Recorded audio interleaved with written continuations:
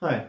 So, before I get into the more complex kind of subject matter, I just want to talk about the basics of storytelling and creative writing that I learned as I was growing up. Some pretty rudimentary things that I kind of wish I caught on to sooner.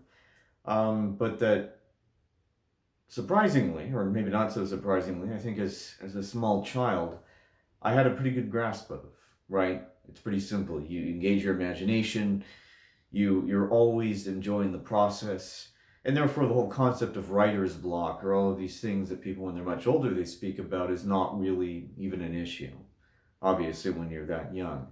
But I think when I got older, when I got more serious about it as a teenager, and I was wanting to improve my own craft, I started to run into some issues because in my efforts to emulate many of the great writers, whether they were Dostoevsky or J.M. Barrie, who wrote Peter Pan, who was one of my favorites, um, I got kind of this, I guess it's kind of a funny term, I know, but it's a sort of crusader syndrome in my writing. And I think because in my efforts to try to be great or to emulate them, my writing ended up sounding too intellectual and not creative enough.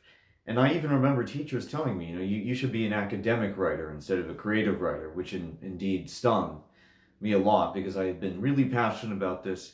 But there was just a lot of really technical things, stylistic things that I just did not have a grasp of because of that. I didn't know how to, like the old adage, show more than tell, because I had always had something I felt was really important to say. And I was always trying to create some kind of spark with it. It's almost like I saw every project I did almost like you're creating fire for the first time. Like you're the caveman and you want to create that.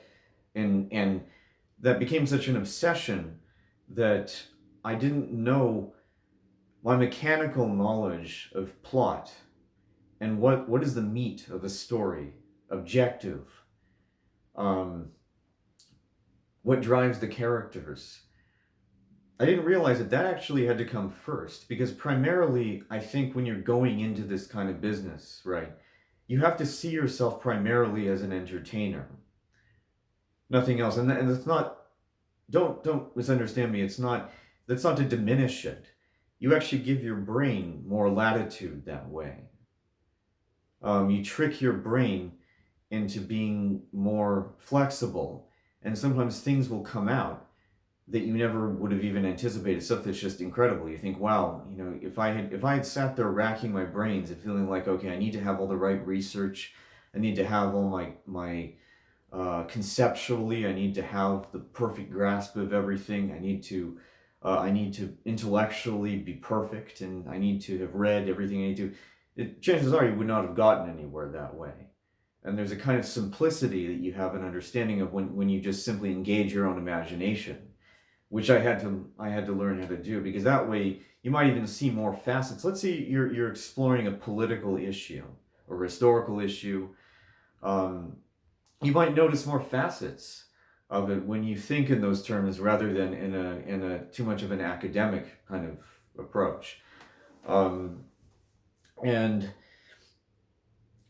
I also just want to use some examples too, because of a lot of the writers who had a really big influence on me as I was growing up. As I mentioned, Peter Pan, written by J.M. Barrie. There was one scene that was a very iconic scene I remember, and I'm sure many of you know of where they have to revive a fairy by repeating that they believe in it. After the fairy is sick, it's on the verge of death, and so that's an example of a very simple concept. Something like if that were me, like a 16, 17-year-old me, if I was sitting at the desk, I'd be racking my brains. I think, okay, I got to know everything first. And I would take 20 pages to try to explain that concept like I was, and it's like, no, I'm not writing scripture. I'm writing a story. That's have to remind myself. Because in that case, he took a concept that you could say is very deep. It's very complex. Something people talk years about, but he put it and this scene that you could say only lasted like 2 or 3 pages. And what's all stylistically, I think also what's particularly strong about it is that you can either put it on a children's show, a TV show, like, I mean, it could be Sesame Street or anything, or if you put that in a religious text, it would make just as much sense. Stylistically, it wouldn't seem incongruous. You wouldn't have to make any modifications to it at all. It's like that music that you can put in a modern setting and also a classical setting. It's like when it's that good, it's like a chameleon type of scene. And that's a very rare ability to have, and that's something I envy, something that I wish that I had more of, and I'm still working on it. I've gotten a lot better at being able to flesh things out in that way.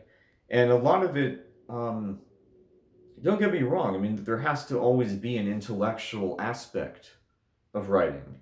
I'm not saying you should completely get rid of it, but it's about, you have to be not only imaginative, but you also have to be informed as well. And I will get more into that in the next video, where I will talk about the social, the historical, and the political context, and how they can help you create a message for your own story.